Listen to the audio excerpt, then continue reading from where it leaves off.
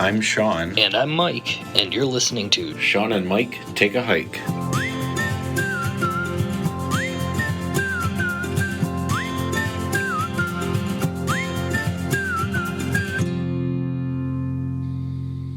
Welcome to another episode of Shawn and Mike Take a Hike. What are we going to talk about today, Mike? Thought today we'd talk a little bit about something that you and I haven't really done, but could end up happening in the future if things don't go 100% as planned. But getting into night hiking or hiking after the sun sets and it's getting dark. Yeah, so Like we ran into those girls one. our very first trip, and it was getting dark. Our fire was going, and we could barely, see each other. And they come wandering past, and it's like, "You guys okay?" Right. So, well, and I mean, we've talked on other episodes about I think it maybe was on our planning episode or I don't know what episode, but realistically, my advice is don't do it, Right. Yeah. If you can avoid it at all. Yeah. Now, I get, there might be, certain... Maybe you're going out on the trail because you want to see the stars. Or maybe you're wandering away from camp because you want to go down to this lake or whatever to, watch a meteor shower or whatever. Or you might be wandering away from camp just because you got to use the bathroom. So there is, you might wind up getting away from camp at night. Right. But realistically, yes, you and I have not done true nighttime hiking. I stick by my original statement where, don't do it. I feel like it's, especially if you are brand new, right? Because the whole premise of this podcast, when you and I started this was amateur hiking advice for amateur hikers. Right. I think if you are new and starting out, the general rule of thumb, I'm sticking with it. I'm saying don't hike at night until you get comfortable hiking during the day. Right. Yeah, now, for sure. It's a scary, just the whole visibility thing, your whole line of sight and what you can and cannot see. Yes, I mean, you're taking equipment that allows you to, you're taking a flashlight or a headlamp or whatever, but that doesn't illuminate 100% of your viewing area, however, I don't know how I want to say that, but it doesn't illuminate everything. I think it makes it, I mean, even the stuff that it does illuminate. So, I mean, not to get ahead of ourselves with what tools to take, but let's say a headlamp, right? You got a headlamp on. I still think that makes it even harder than hiking during the day. You're going to get weird shadows. You're not really going to be able to have the same depth perception that you have during the daytime. It is going to make it harder to hike at night. Now, I'm not so naive as to think you and I can do as much planning as we want to, and there could still be a scenario where you get stuck out hiking longer than you anticipated hiking. So, yeah, I would say plan for the possibility of hiking after dark. Right. But try your damnedest not to be hiking after dark, especially when you're brand new. You could get a late start on the trail, the day of your, it's night 2 or day 2, and you're waking up from camp, you're moving a little slow, whatever, and you get a late start. You've got 10 miles to go, and that takes you 12 hours. Let's say it's just a really slow day, whatever. And there are going to be instances where it's just unavoidable, and you end up out there at night.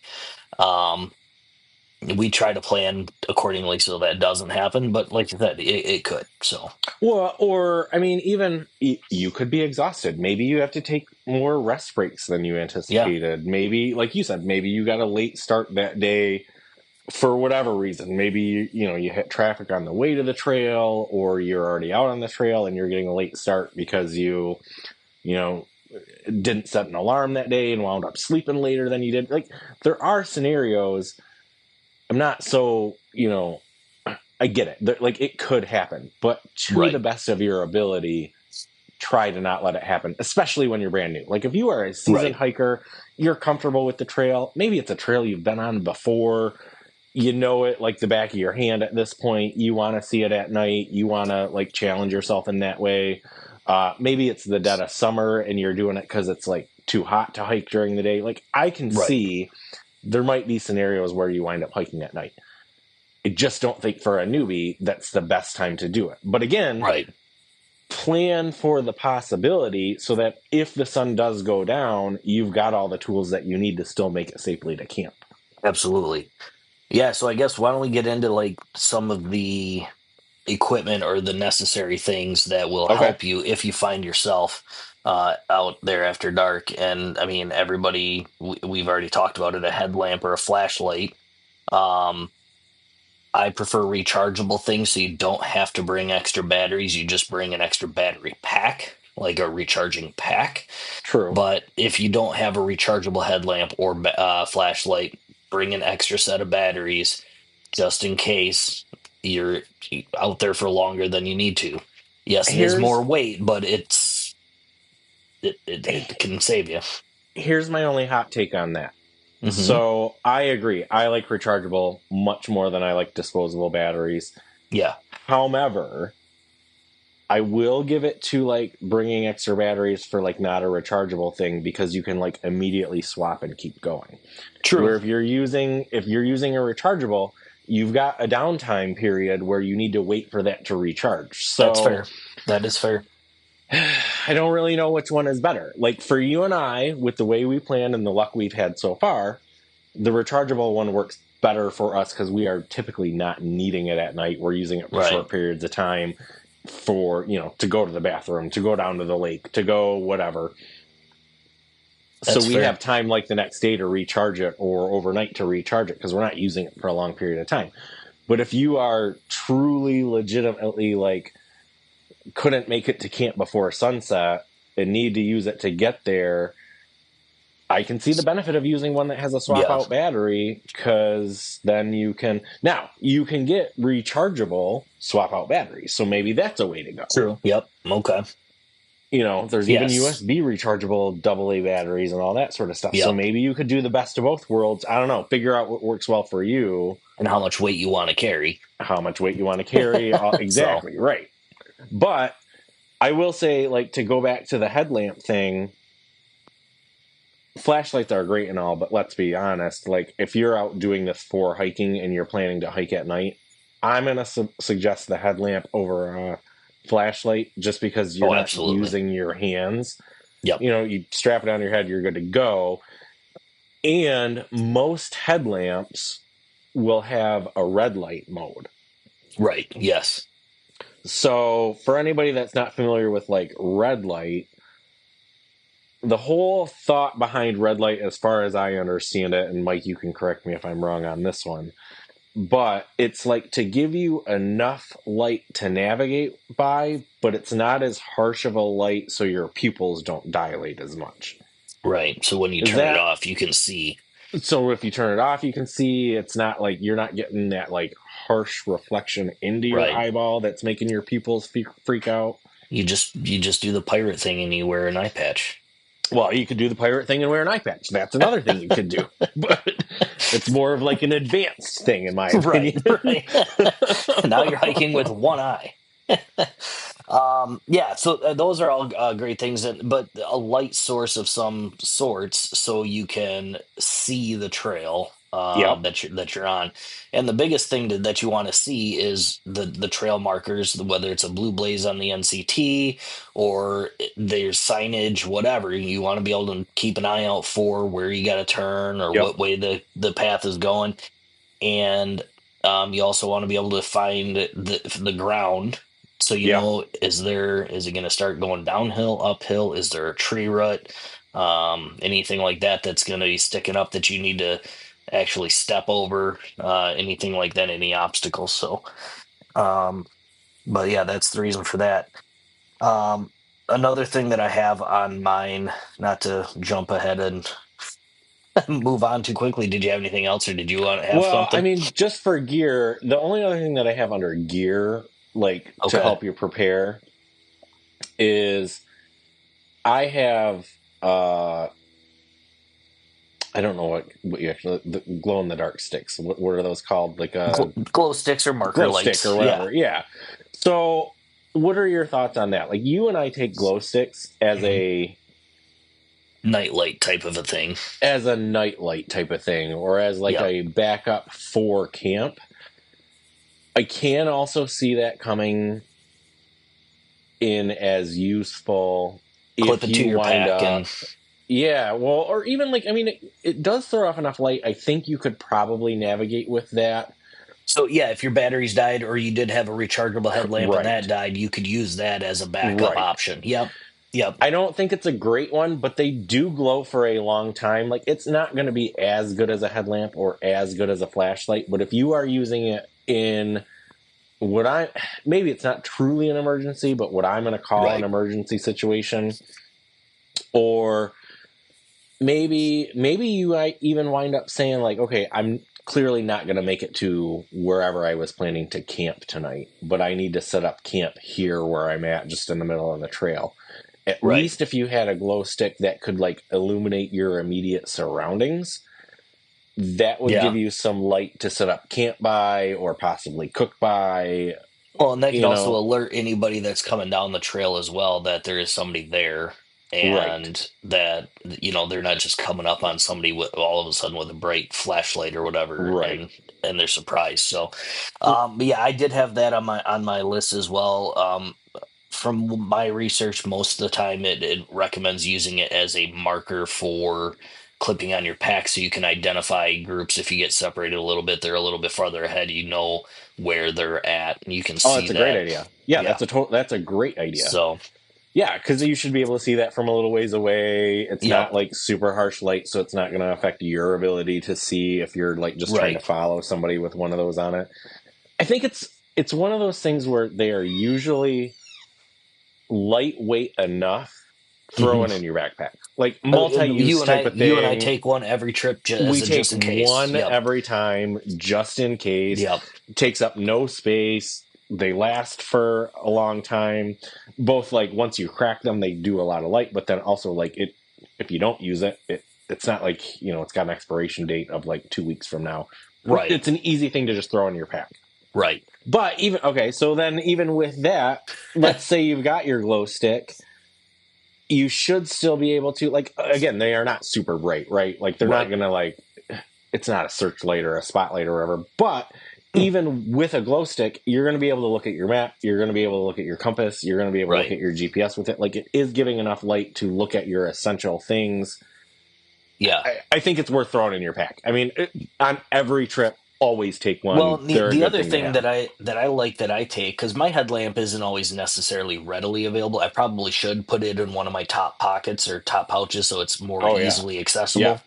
But I always have my lantern, my solar rechargeable lantern true. that's dangling off of that, and that is collapsible, so it throws the light whichever, however collapsed down you have it. It's got different light modes on it, so that's always a backup option too, or can be used as one of those markers on the back of my pack too, so you'd be able Yeah, to see me. yeah, So that's an option and too. that little lantern that Mike has, we have a link to that right on our website. Like, that Yep. truly is like a great thing. It's got a little solar panel on it to somewhat recharge the battery during Right. the day, so you don't have to worry about taking extra batteries and all the things. Hmm. Like, that is, especially if you are unexpectedly at night, great thing Yeah. to have. Super good idea. Yep. So the other thing that I have on my list of things that you want to take in case you're out at after dark is like reflective clothing or reflective gear. So Yeah, if you don't have one of those lights on you, if somebody's shining a flashlight looking for you, that reflectiveness will end up shining and make you more visible to them. yeah, So for sure. I that's think something that's a too. great idea. Like, Hmm. definitely, especially if you think there's a possibility that you'll be out after dark, Yeah. this is the day to wear your bright colored clothing. This Hmm. is the day, like, if you've got reflective stuff, clip that That's the to yep. the outside of you. This is not the day to wear your camo, right? Right. Or Right. like your jet black clothing. This is the day, if you got a late start or you're taking more breaks than you thought you were gonna, and you're like getting close to sunset, this is the time to get on that like bright colored gear. Especially if you're a solo hiker, that's maybe its own thing. But like Mike and I have talked in the past about like safety in numbers and all that sort of Hmm. stuff. if the sun's gonna go down, put your bright colored clothing on so that you can at least keep in contact with each other in the event Yeah. that, one person goes around a bend and maybe the other person didn't see that bend. Help you find each other a lot better. Absolutely. The other stuff that I have on my list, I don't know what else you have on yours for the gear to take, but I mean everything else is pretty much gear that you're going to be taking anyway, or you should be, that we mentioned in our gear episode. So I'll just kind of gloss over them, like a map and compass, or a GPS. Like Right. you know how to get to where you're going. An Yep. emergency whistle, and this one does say layered clothing. If you're going to be getting in there out there at night, depending on the climate you're in. Like if you're out west, and it's like 100 degrees during the day, but it drops to like 60 at night. Yeah. You want different layers of clothing for that. So take that kind of stuff. Here in Michigan, where we're going, if it gets up to 80 during the day, depending on the time of year, but when you and I typically go, it's going to get to like the mid 60s at night. Like it's not Right. as drastic of a Right. change, but just, I mean, that's another part of your planning, though, is make sure you know what the weather and temperature is going to be so you can pack accordingly. So, Well, and I didn't think about the whistle. I mean, the whistle's a good thing it's a good thing to have readily available regardless, at yeah, all yeah, times of your hike. But yeah, that's a good point to make. Like, if you're not normally wearing your whistle around your neck, maybe if you're going out at night or it's starting to get dark, maybe get yeah. that whistle out and put it around your Nighttime neck. is Yeah. definitely the time to do it. So, I hadn't thought of that, but then this isn't necessarily gear related, but kind of one of the things that you said made me think of it. If some of this stuff is not usually in your most readily accessible spot in your pack, right. maybe plan ahead and get it in like the most Right. user friendly, quickly accessible Yeah. part of your pack. That's a good. Reth Rethink the way you pack, especially for that day if that risk is coming. If it's getting dark and you know you've got 4 miles to go, stop, take a break, reassess, move things around in your pack and real quick, get them where you're going to need them, or get them out and prepare for dark right then and there. Don't Yeah. wait till it's dark to do it. Wait, like get it prepared as you see, like, oh shit, I'm running out of time. I mean, realistically, even if it is starting to get dark and you're like, oh, I'm sure I'll make it to camp. I'm sure it's right up around this bend. Like, I'm Hmm. almost there. I don't need to prepare. Like, you could do your best preparing, but sometimes your mileage is off. Like, Oh if it yeah. is starting to get dark and you think you can make it, plan for not making it. I mean, And it's only happened to you and I like once or twice where the mileage expectation was shorter than what we planned. right, It's usually a half to a mile further. right. So, Right. I mean, you can plan to the best of your ability. Once in a while, your mileage is going to be off, or the yeah, campsite isn't exactly where they said it was going to be on the map, or whatever. But yes, I mean, get your stuff ready, prepare to be out at night, and then worst case scenario, you wasted 5 minutes putting stuff where it was readily accessible. But then you get to camp, you're still going to have to set up at camp. You're probably going to need that headlamp or your glow stick or all that stuff yeah, anyway. Now it's readily accessible right on the top of your pack when you get there. right. Yep, absolutely. That's all I have as far as equipment. I've got some benefits of hiking after dark that I looked up, and Okay. how to do it safely a little bit. So, do you have any other equipment before we move on to this? No, go. I'm No? Okay. curious what you've got to say about this, and I might have commentary with it, but Right. So I'll just kind of go a little bit quickly because, like I said, there are benefits, but these are things, in my opinion, that you can do by getting to camp during the day and going for a not weight free, but weight less, um, or less weight out and back to go a mile or whatever, like stargazing. You don't want to be out right, there, anything like that, with your full pack and you still got to set up tent and all that. But, or if it's just an out and back or a quote unquote day hike, but you're purposely doing it at night so you have a better night sky, then that's another thing. Like, so there is a benefit to that. I mentioned the cooler temperatures if you're out west or in a hotter climate, anything like that. Once the sun goes down, we know that the temperatures drop as well. yep, If you don't like people and you're in an area where you've got crowded trails, usually at night you're going to have fewer people on the trails, so there's a right, benefit there. Um, you can get a different perspective of if you're really familiar with a trail. Hiking it at night can create a different perspective on, things you see. Animals are going to be different. You get the nocturnal animals that come out, and the daytime animals go to bed, things like that. Um, that's pretty much the benefits. Like I said, I think 90% of those are a more of a hiking and not a backpacking thing. True. Yes. So, um, but that is, those were just some of the things I found, and I'm like, well, a lot of these we would do after we got to camp, Right. you know. That's the thing. And to go back to like originally, most of the advice that you and I give on this podcast Yeah, are for beginners beginners. You or don't know the new trail, or like, yeah, new-ish people. yeah, The wanting some solitude, the get a different perspective, to me that is a more advanced thing. Like yeah, you are more doing this experienced, yeah, for sure. once you are comfortable being a hiker or backpacker and you want to start exploring those additional Yeah, things or some of those different perspectives. I'm not saying never do it. I'm just saying like a right, new person, like would not plan my first trip ever to be a night hike. right.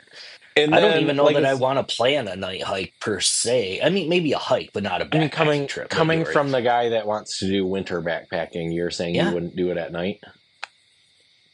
I mean, I would plan on being out, especially with snow and everything on the ground, a little bit harder to move around. I think I would want to do that during the day. Um, we do have But shorter days in the winter, so you have to plan a little bit differently. But I would try to do it during the day. But but yeah, I I will would like to say do winter camping or yeah, backpacking. okay, that's a different episode. But but I will say like the nighttime, like wanting to go look at the stars, like you and I did that up at Pictured Rocks. We left our campsite and walked down to the Yeah. lake to look at the Yep. stars down there. We left our camp one night because we wanted to go down to the shore of Lake Superior to look for Uper lights. Like you and I have done that, but Right. even with that, it was the way you and I did it was we got to camp. While it was still daylight, we took the path that we needed to take down to the lake so that we could familiarize ourselves with that route, Yeah. came back, and then once nighttime got there, then we went and redid it with headlamps. But we Right. already Yeah. kind of knew where we were going, Yep. and we knew it was only, a 10-minute walk down to the lake and a 10-minute walk back. So we knew our headlamps Right. were going to last that long. So again, we planned to be doing that, had the supplies that we needed. It wasn't all just like willy-nilly and get out there and hope for the best. Like, I mean, it's definitely it is more dangerous to do, and it is Hmm. harder to do. Oh, for sure. Try to plan ahead for it. Try to not get caught out there unexpectedly doing it. Right. Um, Yeah, it's like you said, when you're brand new, it's not like you're gonna have experience on that. Even if you have a little bit of experience under your belt, and most people try to do different sections of the trail or different trails in general. So if you're newer, you don't know the trail like the back of your hand. So right, it's more dangerous to be going when you don't know the terrain and you don't know where the bends and the turns and all this kind right. of stuff are. So, Well, and even um, one of the other things that you touched on, like one of the what you're going to call a benefit, I'm going to call one of the dangers. So, like you had mentioned, like one of the cool, quote unquote, cool things or whatever that you could see is okay, you get to see different wildlife at night. well, right, yeah. Well, I'm Some going of to them are count that as one predators. of the right. I'm going to count that as one of the dangers. So, like Yeah. Well, your I bears are had going to it be under moving my around at risks night. as well. Well, I mean, because you're going to have your Yeah. coyotes are night animals, your bears are night Yeah. animals. I mean, there's just some of the nighttime creatures that are out and Yeah. about. You maybe don't want to come across at night, realistically. Yeah. So, as much Well, as you and I have said, like on other episodes, where be respectful of other people when you're out on the trail and try not to make too much noise and all this and that and the other. Well, if you do unexpectedly find yourself out at night and you hadn't planned on being out there at night, right. this might be a time to make a little bit more noise than usual so that you are Yeah, not sneaking up on some of these nighttime animals and right, startling for them sure. or letting them startle you. Well, in that case too, if you do disturb somebody that's out there and you are not necessarily lost, but you are in the backcountry at night, you can't see shit. If you stumble upon somebody, then okay, you're either A, you're on the right track, and this is a campsite that you know is on the map, Hopefully. or B, they might be nice enough to say, just pitch your tent right here and figure it out in the morning, like Right. type of a thing. So, Right. um, so yeah, that there's if you stumble upon somebody and like if they want to act all pissed off and all that stuff at first, just let them know like, hey, look, I didn't plan on being out here this late. I didn't mean to Right. startle you. Uh, I can't Whatever. So imagine. I mean, I'm sure there are people out there that would get pissed off if you came stumbling through their camp at night yeah, accidentally. right. Going back to like what we've said in other episodes, though, like the community that you and I have come across, at least, there ain't Yeah. nobody that's going to be. I can't say there's nobody because we know that If that's somebody not true. woke But me like, up and they were lost or hiking at night and they just they wanted to make sure they're on the right path or whatever, I would definitely do everything I could to for help sure, them for sure, get either keep going. If they wanted to keep going, just make sure, yep, this is campsite, whatever. And where you're going, yeah, we know the map too. You should be like 3 sites down, or you should be, it's another quarter right, mile or whatever. right. Um, Which way are you coming from? Where are if you they going? don't, What are you if trying to they'd find? rather Can we not keep help? going, yeah, if they'd rather not keep going, then just be like, yeah, there's a spot, just go Right, set your tent up over there. right. So, um, to go on, piggyback off of that, another thing that I had on my cool things or benefits of hiking at night is Okay, also a risk is that when the sun goes down, the temperatures drop. So therefore, you I can be know. at risk of hypothermia or things like that, depending on the climate. Like in the springtime here in Michigan, it'll get up to 75, almost 80 Yep, degrees. And then it drops to like the low 50s or high 40s at night. Like that's a yep. pretty big change, and you risk hypothermia in those temperatures. So, True. Yeah, especially if you got wet, sweaty clothes on. So those are risk factors to think about as well. So, yeah. Well, and um, that goes back to like your layers thing too, right? Like have right, your, having if you've been sweating all day and the temperatures are starting to drop, maybe swap out what clothes you're wearing if you have a change of clothes, or put on that extra layer or whatever you need to do. Because yeah, temperature swing is a real thing. Like you could right, be, you absolutely, know, sweating your butt off during the day, and then it gets damn damn cold at night, like yeah, downright cold. And if you're in wet clothes, that's a real thing. Or even if you're not in wet clothes and you just need an extra right, layer on, like yep, that is a real thing, that temperature swing. So yeah, maybe the flip side to that, like you're saying, is if it's 105 degrees during the day and you just can't move during the day because it's too hot, maybe wait right, until dark because you think that's a better option.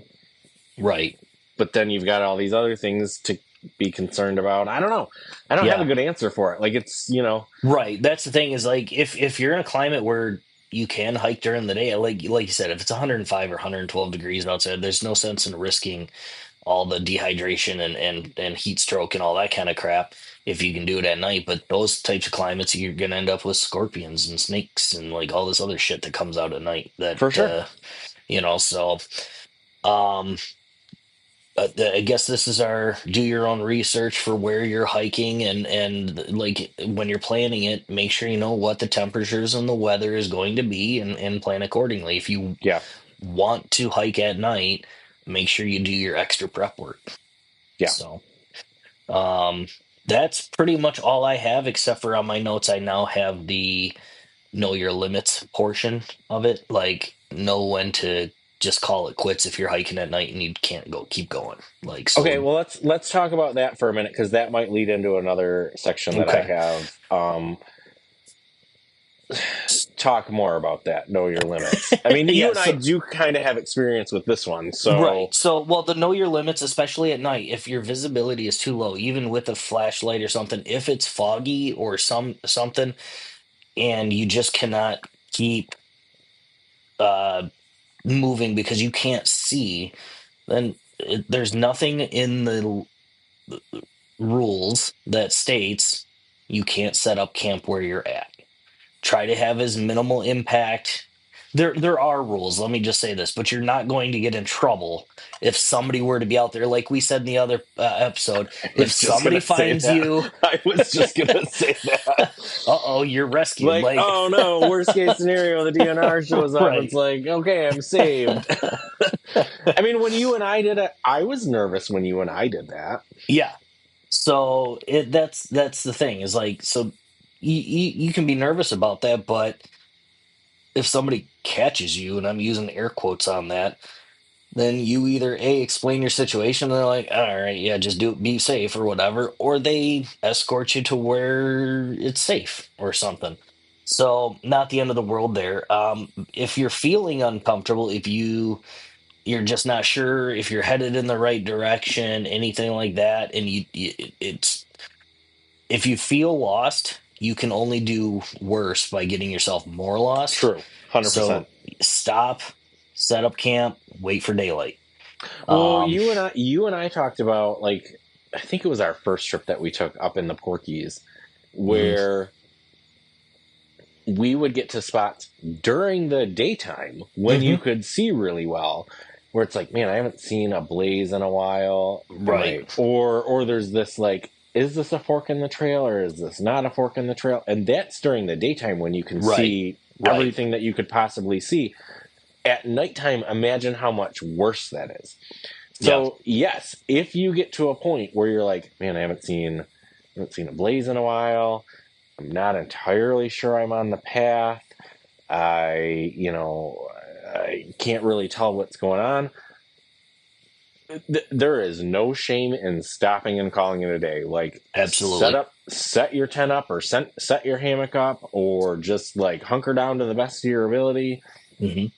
There is no point in getting more lost, especially at night. Like, I mean, Right, right. because it's so, I mean, it just goes all back to it's so hard to see, right? Like, depending on where you're at, are there possible like steep ridges? Are there possible things you could fall into or trip Hmm. over or miss a turn? Or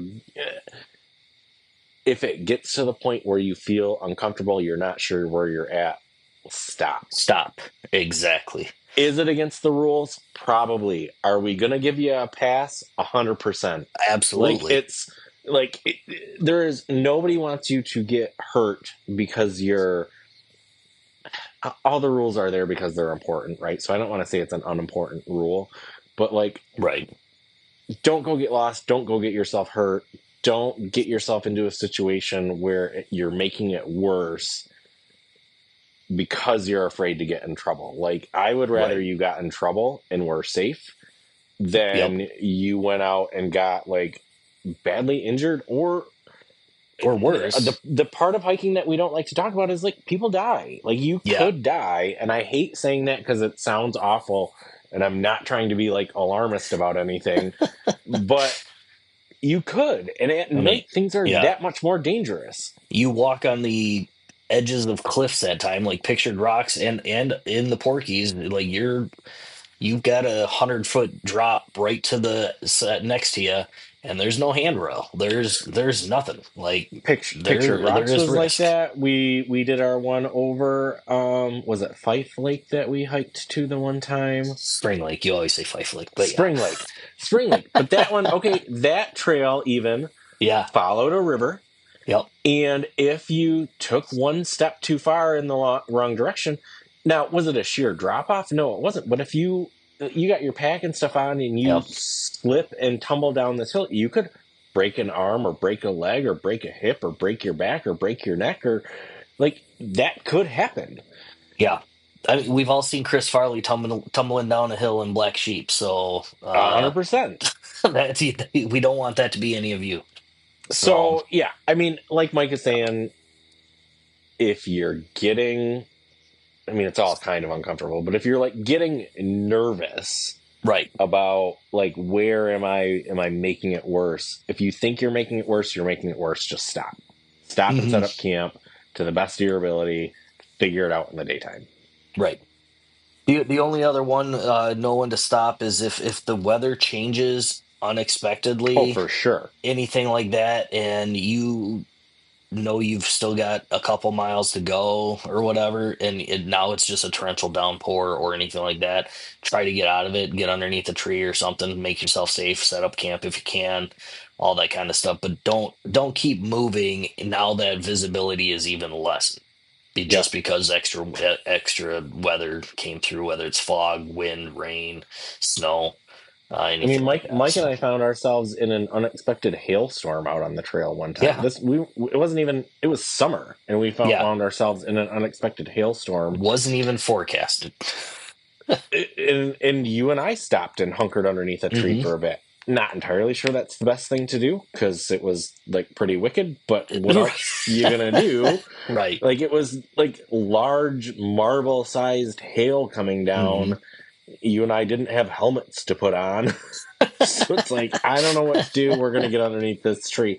Now, it passed really quick, but, Hmm. had that lasted for an extended period of time, that goes back to, is it pushing your timeline back? Did you have to stop for a period of time you didn't Right. plan for? You and I in that situation were fine. We wound up back to camp in plenty of time, Right. but things like that do happen unexpectedly that Yep. adjust your time. So again, be prepared for Especially on nighttime, but multiple. don't plan for it. Yeah, especially that thing can happen on multiple day trips when you're out in the backcountry and don't have any cell signal. You can look up the weather, but we all know that it's not 100% guarantee the weather forecast, anything like that. So those things can happen. Yeah, for Yeah. sure. So that's Um, all I've got on my notes and for my research. So well, what? so I just had a couple of things. I'm just gonna hit them like lightning quick because they didn't really fit into like one of the categories that we were Gotcha. talking about. Um, I just want to remind everybody again, before you set out, always a good time to let people know what your plan is. Yep. Absolutely. So again, because you don't have to listen to all of our episodes, so like if this is the only episode you ever listen to, Mike and I thoroughly suggest that you let somebody know where you plan to be and how far you think you'll get every day. In the event that at the end you don't show up where you should be, at least somebody knows what the idea was and where you should have been at each segment during your hiking or backpacking trip. Yeah. So I still think that applies even with this episode, and just for a safety thing, please let Absolutely. somebody know where you're going to be.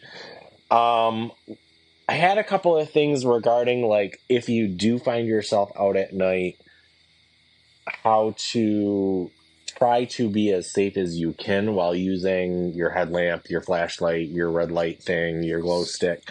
Um, One, slow down. Yeah. Go slower than you would during the daytime. It's a big suggestion there. I didn't even think of. even if you think you can see as good as you could, like you got your headlight on, you're good, you're confident, you feel like you know where you're going, please slow down.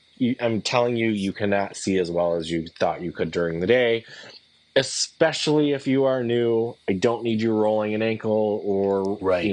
injuring your knee while you're out there because you were overly confident. Be mindful to slow down and walk Hmm. slower at night. For one, it's going to help you, like if you step weird on a tree root or you roll your ankle a little bit by going slower, hopefully it's not as bad. um, it's also going to help you by going slower. It's going to give you more opportunity to see any of those trail markers that you otherwise Hmm. may have missed. Yeah. So you're not going to be able to see those trail markers as far away as you could during the day, so going slower is going to help give you that time to see those ones at night. Hmm. The other thing, if you are with a group, and fingers crossed you are, because we always recommend that you hike with a group just Hmm. because there is the ability to help each other and get yourselves out of situations and things like that. But if you got multiple people with headlamps on, hopefully you are using the red light mode, but if you are not, try to avoid looking directly into the light.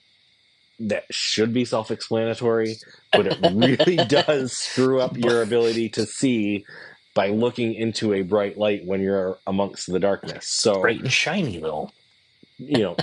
point your headlight towards the ground. Don't be pointing it way out in front of you into other people's eyes. Yeah. point it more down towards the ground if you have a headlight that is adjustable and you can do I think any that of one's those aimed more at me, adjustments. guys. Slightly at Mike, but just a good general rule. Try to point it down further. I'm not saying like straight down because Yeah. you do want to be able to see in front of you too, but Yep. try not to blind each other while you're out there. Absolutely. So that is pretty much the end of my list. If I can go back to the beginning of the episode and just say once again, Don't do it unless you have to. right. until Yeah. you get get more experience. comfortable. Yep. Yeah. Yep. I think that's the best rule to live by is try not to do it. But if you find yourself, hopefully this episode was helpful and gave you some tips on how to navigate the nighttime if you need to. I concur. All right. Yeah. Well, if anybody has any other thoughts or suggestions about how to hike while it's dark out, or you have found something to be super useful for hiking at night, you can always reach us on our email, which is shawnmikehike@gmail.com. You can reach us on our website, which is shawnmikehike.com, or on most of the major socials at shawnmikehike. Please rate, review, and subscribe wherever you're listening to this podcast. And until next time, go take a hike. Take a hike during the day. During the day. Thanks, everybody. See you next time. See ya.